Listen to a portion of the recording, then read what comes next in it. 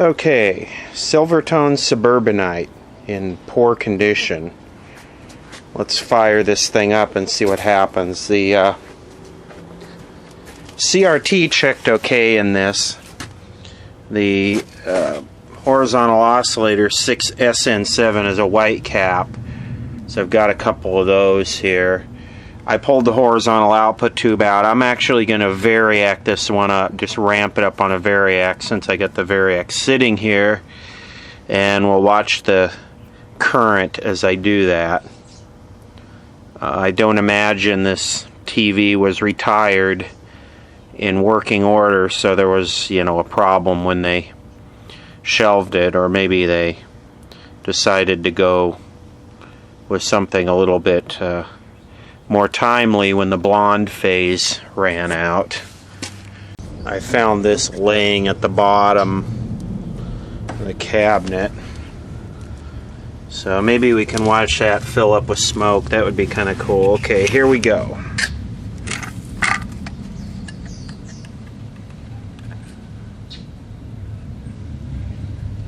I'm on the 10 amp scale, so that's 380, it's 400 milliamps.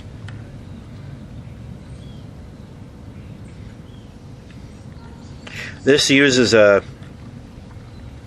capacitor doubler circuit, so I'm trying to reform those a little bit.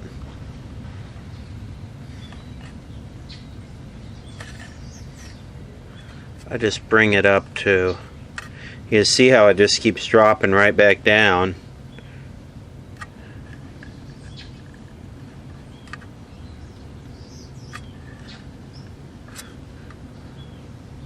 Bring it up to 65 volts, and I'll just let it sit for a little bit.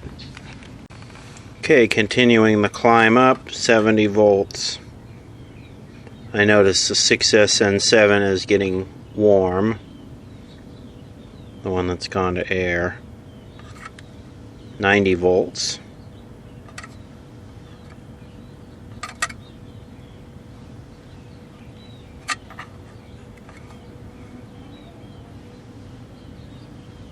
Hundred volts.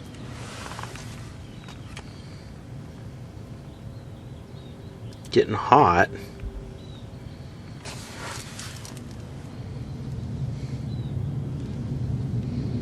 With 600 milliamps, that sure doesn't.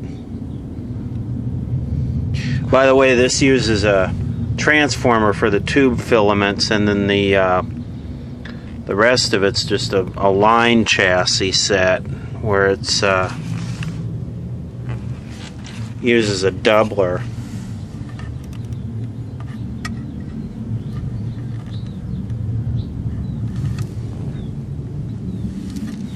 $110 volts.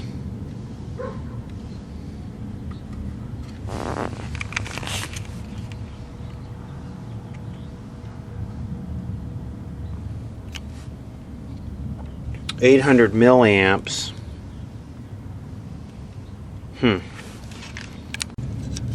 This to me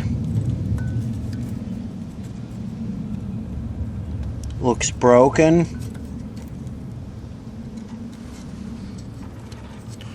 And this is totally cold.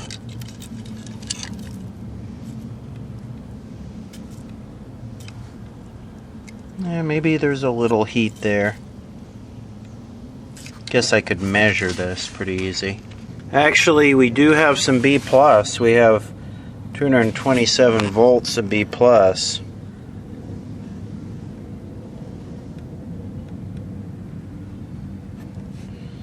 It's at 120 volts.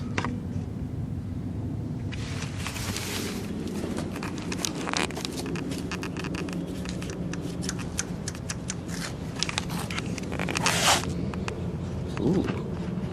Oh.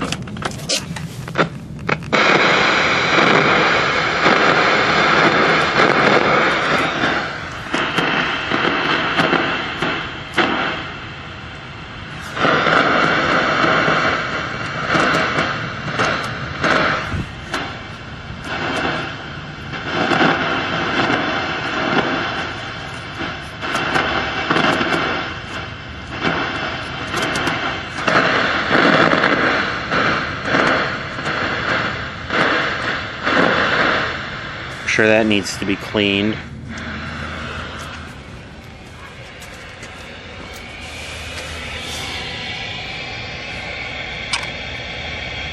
Wow, that sucker's hot. Okay, let's get a 6SN7 in here. And we'll put the horizontal output tube in. Let me measure the current first. Okay, here we go.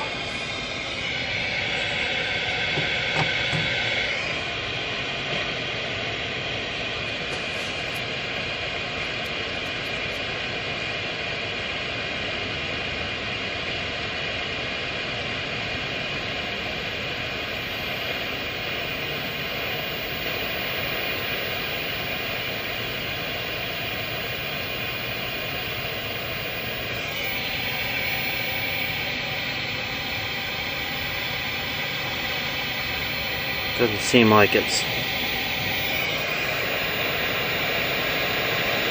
Oh wow, here getting louder.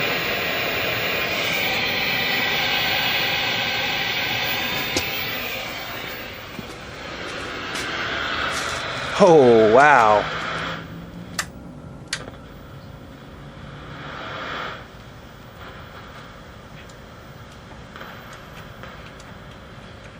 It's really not that bright. I know it looks bright, but it's not that bright. Okay, the horizontal output's not working. The vertical deflection's not working. Let me see where our vertical oscillator tube is. This thing's from 1957. Here's the yoke. I was looking at the yoke and I always saw 3 wires coming out of it, and I was like, what the hell? I guess so. Uses a 6CM7. Unfortunately, it uses one of these vertical blocking transformers. These things are a pain in the ass if they go bad. Not much to this thing.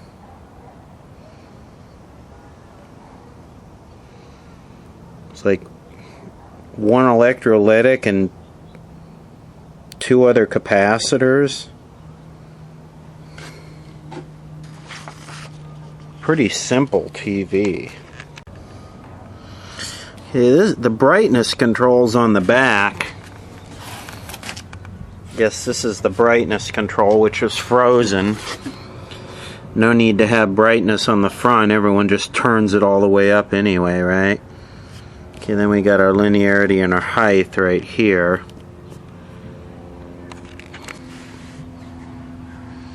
Of course, both of these are frozen solid. Could just be a bad pot. Maybe what I should do is pull this chassis out and squirt some oil in these pots and let them sit for a day or two. Wait for you to get home, Chris. I know you love to work on these 50s sets.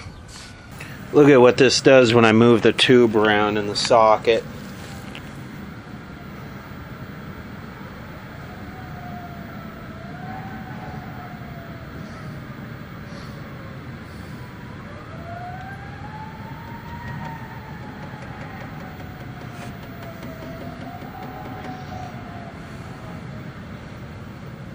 Could be a bad tube socket.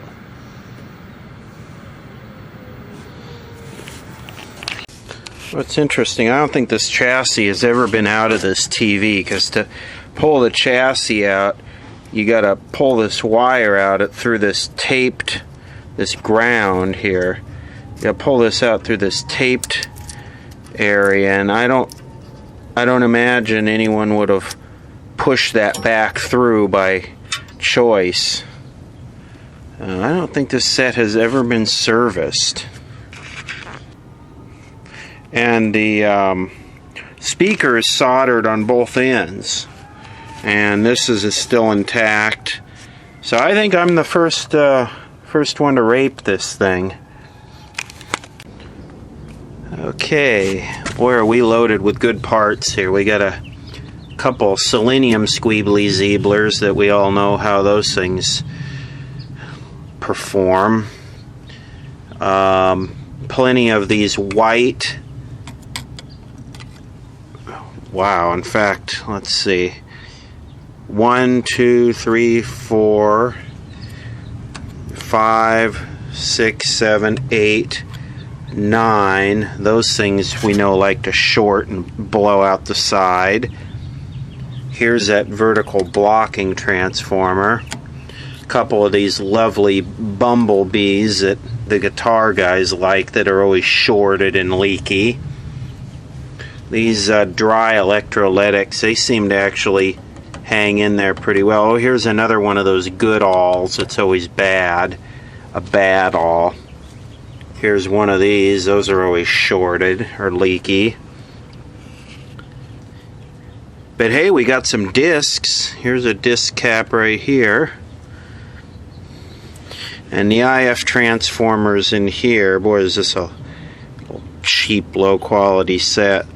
That IF don't use mica in TVs. They usually use disc caps. That's why they're never a problem. Let's see. You can see the rust in the pot. I don't know if these are going to be salvageable or not. I mean, they're just...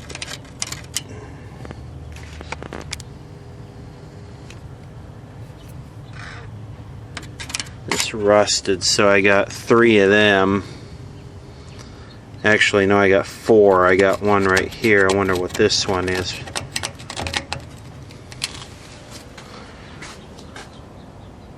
Oh, that's the AGC.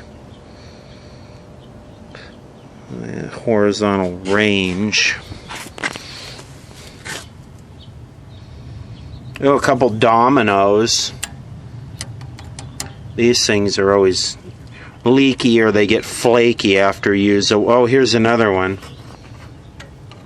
They get flaky after you use a set for a day or two. What they'll do is they'll start to break down after the set's been on for a little bit, and they'll drive you nuts. So let's see some of these dog bone or whatever, these sand resistors. Boy, this thing is just loaded with the crappiest of the crappiest that could ever be. I'm surprised that it actually did anything. So I'll start by lubricating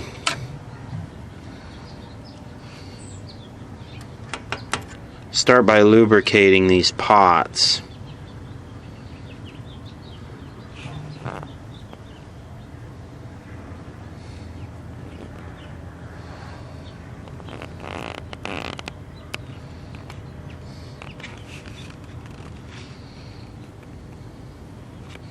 It's interesting. They're like black disc capacitors. Here's a couple more of them. They're like rubber coated. There's another one right there. This is a bit of an I don't see any repairs. I don't think this thing has been touched. This thing it's got the original Silvertone CRT.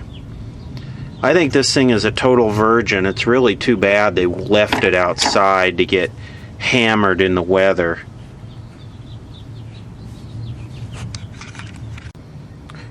Okay, this will be part 1. I've soaked all 4 of these parts with WD-40, these pots, and they're still frozen. They didn't immediately break loose. So what I'll do is I'll let them sit overnight. I'll spray them again tomorrow, and we'll keep hitting them for a day or two and see if I can get them to break loose. I really don't want to replace them. I don't care that much about this TV. I just wanted to see if I could get it to work.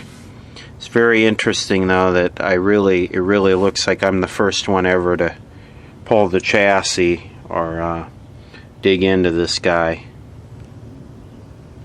So this will be part 1 of the Sears Silvertone catalog number PC7130 Suburbanite.